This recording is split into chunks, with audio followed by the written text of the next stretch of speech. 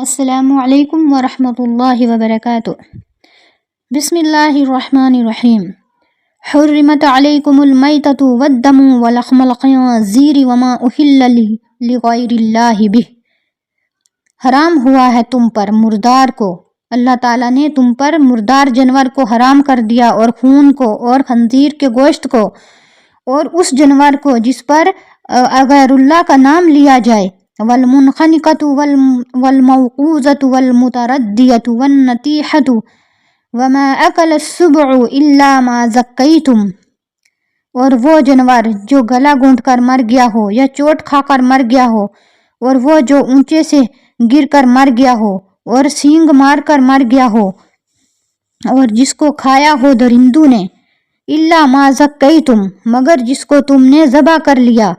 ان سے ذبح کرنے سے الا ما ذکیتم کے جملے کو الگ کر کے اللہ تعالیٰ نے فرمایا کہ الا ما ذکیتم، جس کو تم نے ذبح کر دیا ہو، یعنی یہ جو پیچھے گنوائے گئے ہیں، خنزیر کا گوشت تو ہے ہی حرام، ہر طرح سے حرام ہے۔ تو اللہ تعالیٰ نے یہ فرمایا کہ جو چوٹ کھا کر مر گیا ہو، جو چوٹ کھائے اور جس کا گلا گھونٹ گیا ہو وہ بھی حرام ہے، جو سینگ مارنے سے مر گیا ہو وہ بھی حرام ہے، جس کو چیرنے پھاڑنے والے جانوروں نے کھا لیا ہو وہ بھی حرام ہے، وہ اس طرح سے مر گیا ہو۔ الا ما ذکیتم، اور آگے والے جملے کو الگ کر کے فرمایا کہ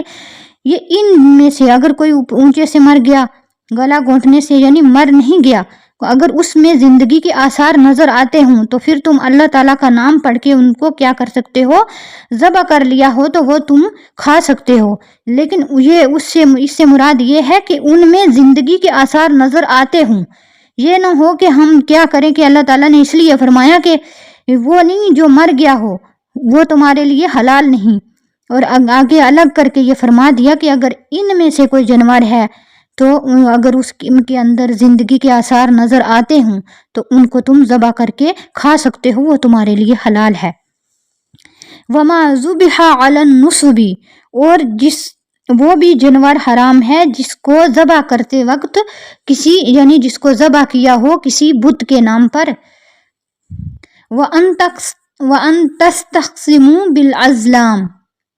اور یہ کہ تقسیم کرو جوے کے تیروں پر۔ جوے کے تیروں سے مراد یہ ہے کہ عرب میں یہ رواج تھا کہ اکٹھے ہو کر کوئی اونٹ وغیرہ ذبح کرتے تھے، اور پھر وہ کیا کرتے تھے، ان کو تیروں کے اوپر رکھ کے جتنا وہ تیر کے اوپر چڑھتا تھا اتنا دیتے تھے، اور کوئی بالکل اس سے محروم رہتا، کسی کو زیادہ چلا جاتا، کسی کو حق سے کم ملتا تھا۔ ذالکم فسق، تو اس کے بارے میں پیچھے کہا کہ جو یہ تیروں کے اوپر تم کرتے ہو، بتوں کے نام کے اوپر ذبح کرتے ہو، تو یہ کیا ہے، گناہ کا کام ہے، یہ بہت گندا کام ہے، گناہ کا کام ہے۔ آگے اللہ تعالیٰ نے فرمایا الیوم یئس الذین کفروا من دینکم،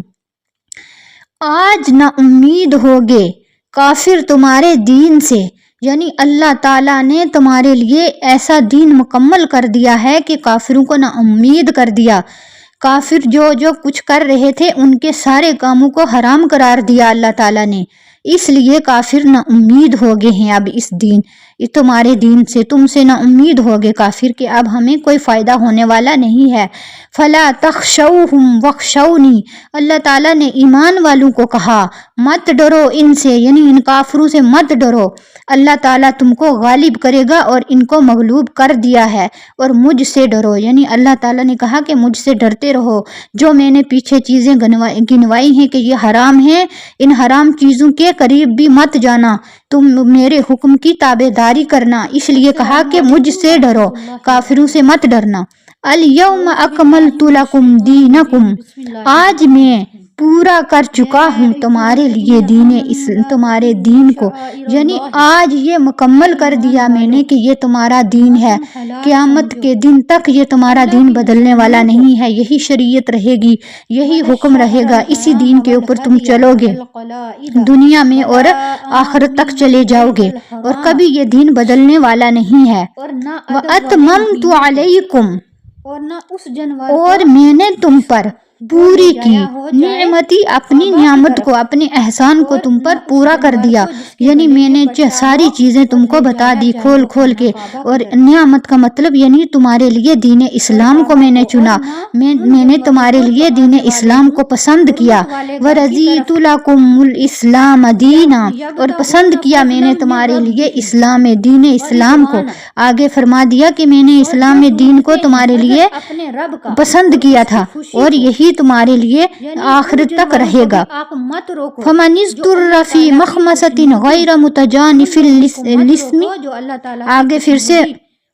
ان کا ذکر آ گیا کہ پھر جو کوئی لاچار ہو جائے بھوک میں، یعنی اگر کوئی اتنا لاچار ہو جائے کہ اس کو کھانے کے لیے کچھ نہ ملے، کوئی اتنے دنوں سے بھوکا ہے کہ اس کی جان نکلنے لگی ہے، تو وہ کیا کر سکتا ہے؟ حرام جانور کو کھا سکتا ہے، لیکن اتنا نہ کھائے کہ اللہ تعالیٰ کی نافرمانی میں داخل ہو جائے، اتنا کھائے کہ جس سے اس کی زندگی بچ سکتی ہے۔ اس کے لیے اللہ تعالیٰ نے یہ آگے جملہ فرما دیا، غیر متجانف الاسم، یعنی لیکن گناہ پر امائل نہ ہو، یعنی یہ نہ ہو کہ وہ ذائقہ لے لے کے کھانا شروع ہو جائے، وہ گناہ، یہ گناہ ہے، اللہ تعالیٰ کی حکم کی نافرمانی ہو جائے گی۔ اس لیے اللہ تعالیٰ نے فرما دیا کہ اگر مرنے، یعنی اگر اس کو زندگی سے، وہ اپنی زندگی اس کی ختم ہونے والی ہے، تو وہ تھوڑا سا کھا سکتا ہے، اتنا کھا سکتا ہے جتنا کہ اللہ تعالیٰ، جتنا کہ اپنی جان کو بچا سکتا ہے، اتنا زیادہ نہ کھائے کہ وہ اللہ تعالیٰ کی نافرمانی میں داخل ہو جائے گا، گناہ میں داخل ہو جائے گا۔ فَإِنَّ اللَّهَ غَفُورٌ رَحِيمٌ، پس بے شک اللہ تعالیٰ بخشنے والا، رحم کرنے والا ہے۔ اور اس سے غیر متجانف الاسم سے مراد یہ بھی ہے کہ اگر کوئی کسی کو یہ نہ پتا ہو کہ لقمہ کتنا ہے اور اس لقمے سے تھوڑا سا وہ زیادہ کھا جائے، تو پھر اللہ تعالیٰ نے آگے فرمایا کہ بے شک اللہ تعالیٰ بخشنے والا، مہربان ہے، اللہ تعالیٰ سے معافی مانگے۔